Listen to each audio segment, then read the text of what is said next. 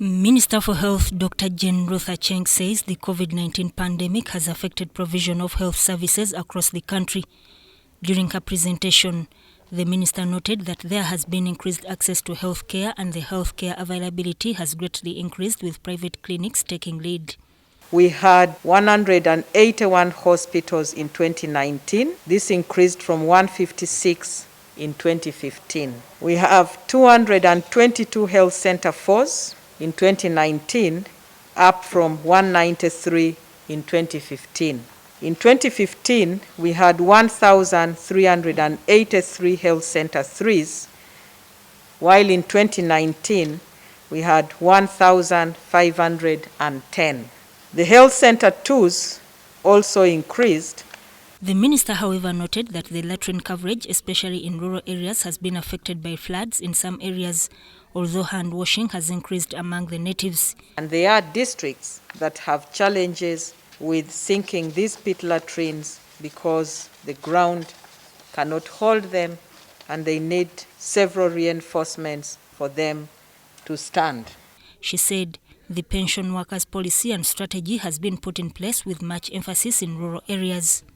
Dr. Jane Ruth Acheng says the ministry has finalized with sexual reproductive policy using family planning initiatives, but expressed concern on the lower number of men engaging in reproductive law. And we plan to disseminate and operationalize the male involvement strategy.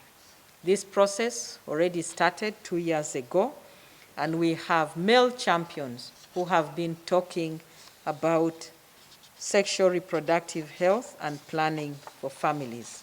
Immunization solar fridges in rural areas have also been introduced in rural areas, thus increasing on the number of children immunized.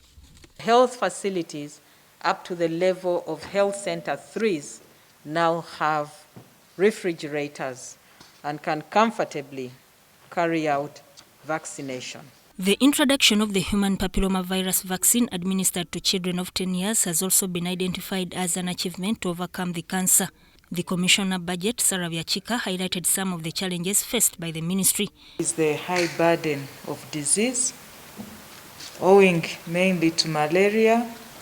Another challenge is the inadequate health workforce, lack of blood transfusion services at the health center fours, which are supposed to provide comprehensive emergency obstetric and neonatal care services, disease outbreaks, and public health emergencies like floods and landslides.